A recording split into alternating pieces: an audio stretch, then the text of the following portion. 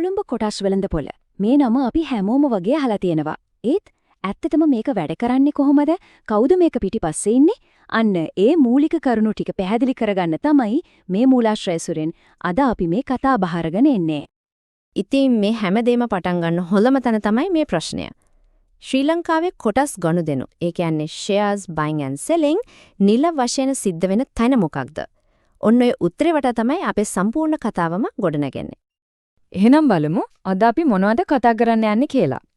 මුලින්ම CSE එක ගැන හැඳින්වීමක්. ඊට පස්සේ මේ වෙළඳපොළ ක්‍රියාත්මක වෙන විදිය, ඒ කියන්නේ යාන්ත්‍රණය. ඊළඟට මේ සිස්ටම් එකේ ඉන්න ප්‍රධාන පාර්ශ්ව කවුද? සහ අන්තිමටම ආයෝජකයෙක්ට මේකෙන් ලැබෙන්න පුළුවන් වාසි මොනවද කියන එකත් බලමු. හරි. එහෙනම් අපි යමු අපේ පළවෙනි කොටසට. හරියටම කොළඹ කොටස් වෙළඳපොළ එහෙම නැත්නම් CSE එක කියන්නේ මොකක්ද කියලා අඳුනගනිමු. මෙහෙම හිතන්න.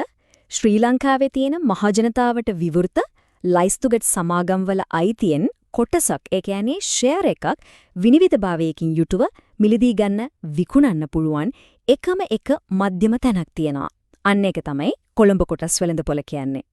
මේක තමයි ලංකාවේ තියෙන එකම නිල කොටස් හුවමාරුව. හැබැයි මෙතන ගොඩක් දෙනෙක්ට පොඩක් වැරදෙන තැනක් තියෙනවා. CSE එක කියන්නේ රජයේ කාර්යාලයක්වත් දෙපාර්තමේන්තුවක්වත් නෙවෙයි. ඒක ස්වාධීන ආයතනයක්. හැබැයි ඉතින් හිතුමතයට වැඩ කරන්න බෑ.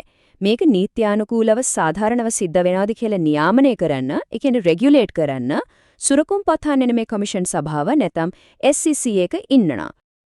දැන් තමයි පුදුව හිතෙනම කාරණේ. මේ ආයතනය කොච්චර පරණද දන්නවද? මේකේ ඉතිහාසයේ දිවයන්නේ 1896 තරම් ඈත අතීතයකට. ඒ කියන්නේ කොළඹ කොටස් වෙළඳපොළ කියන්නේ ආසියාවේම තියෙන පැරණිම මුල්ම කොටස් වෙළඳපොළවල් වලින් එකක්. ඒක ඇත්තටම අපේ රටේ මූල්‍ය ඉතිහාසයට ලොකු ගෞරවයක්. ඉතින් එදා 1896 දී සාම්ප්‍රදායික විදිහට සමහර විට කෑ ගහලා ගනුදෙනු කරපු තැන ඉඳන් අද වෙනකොට සම්පූර්ණයෙන්ම ඩිජිටල් වෙලා හරිම කාර්යක්ෂම ඉලෙක්ට්‍රොනික පද්ධතියක් කරහා ක්‍රියාත්මක වෙන තැනකට පරිණාමය වෙලා තියෙනවා. හොඳයි. දැන් අපි දන්නවා CSE එක කියන්නේ මොකද්ද? ඒකේ ඉතිහාසය මොකද්ද කියලා. එහෙනම් අපි බලමු මේ වෙළඳපොළ ඇතුලේ ඇත්තටම වෙන්නේ මොකද්ද? සාමාන්‍ය පුද්ගලික සමාගමක් කොහොමද මේ මහජන අවකාශයට එන්නේ කියලා. ඇත්තටම මේ වෙළඳපොලේ විවිධාකාර දේවල් ගනුදෙනු වෙනවා. ණයකර, වර්ණීය කොටස්, ETF වගේ. හැබැයි ඉතින් මේ පැහැදිලි කිරීම සරලව තියාගන්න අපි අද අවධානය යොමු කරන්න යන්නේ අපි හැමෝම වගේ අහලා තියෙන සාමාන්‍ය කොටස් එහෙම නැත්නම් ordinary shares ගැන විතරයි. ඉතින් කොහොමද සාර්ථක පුද්ගලික සමාගමක් මේ වෙළඳපොළට ඇතුල් වෙන්නේ? ඒකට කියන ක්‍රියාවලිය තමයි IPO. ඒ කියන්නේ Initial Public Offering. මේක හරියට අලුත් චිත්‍රපටයක්ගේ මංගල දර්ශනය වගේ. සමාගමක් තමන්ගේ අයිතියෙන් කොටසක් පළවෙනි වතාවට මහජනතාවට විකුණලා පබ්ලික් කම්පැනි එකකට, ඒ කියන්නේ මහජන සමාගමක් බවට පත්වන අවස්ථාව. මේ ගමන හරිම සරල පියවර තුනකින් තීරුම් ගන්න පුරුම. 1. සමාගම තීරණය කරනවා මහජන සමාගමක් වෙන්න. 2. ආයෝජකයන්ට ඒ කොටස් මිලදී ගන්න පළවෙනි අවස්ථාව ලබා දෙනවා. 3. ඒ හරහා එකතු වෙන සල්ලි, ඒ කියන්නේ ප්‍රාග්ධනිය සමාගම තමන්ගේ ව්‍යාපාරය තවත් ලොකු කරගන්න, වර්ධනය කරගන්න යොදවනවා. හරි. හැබැයි මේ ක්‍රියාවලිය තනියම වෙන්නේ නැහැ. මේක හරියට හොඳට සම්බන්ධීකරණය වුණු පරිසර පද්ධතියක්, එහෙම නැත්නම් ඉකෝසිස්ටම් එකක් වගේ. අපි බලමු මේ පද්ධතියේ ඉන්න ප්‍රධාන ක්‍රීඩකයෝ කවුද කියලා. මේ බලන්න මුලින්ම ඉන්නවා ආයෝජකයෝ. ඒ කියන්නේ අපි වගේ කොටස් ගන්න, විකුණන පුද්ගලයෝ හෝ ආයතන. හැබැයි අපිට කෙලින්ම ගිහින් කොටස් ගන්න බෑ. ඒකට ඉන්නවා බලපත්‍රලාභී කොටස් තැරවුකාර සමාගම්. ඒ කියන්නේ ස්ටොක් බ්‍රෝකර්ස්ලා. ගනුදෙනු වෙන කොටස් අයිති වෙන්නේ කාටද? ලැයිස්තුගත සමාගම් වලට.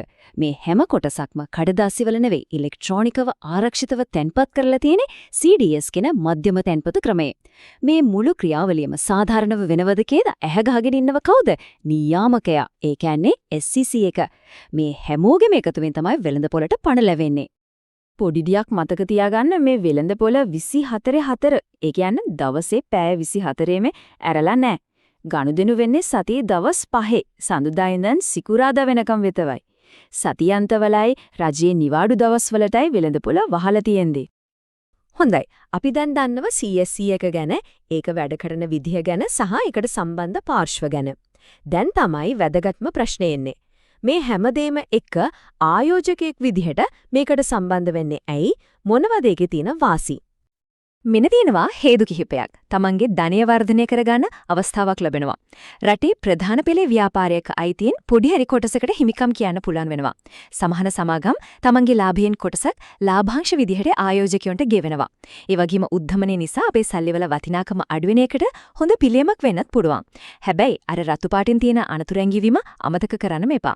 මේ හැම ප්‍රතිලාභයක් එක්කම අවදානමක් එනවා. ඒක කළමනාකරණය කරන එක අත්‍යවශ්‍යමයි. මේ අදහස හිතේ තියාගන්න එක හරිම වටිනවා. වෙළඳපොලේ සාර්ථකත්වය කියන්නේ අවදානමෙන් පැනලා යන්න එක නෙවෙයි. ඒ අවදානම තීරුම් අරගෙන ඒක දක්ෂ විදිහට කළමනාකරණය කරන්න ඉගෙන ගන්න එකයි. ඉතින් මේ හැමදේම අවසානයේ අපිව එක තැනකට ගේනවා. ප්‍රතිලාභ තියනා ඒකම අවදානමකුත් තියනා.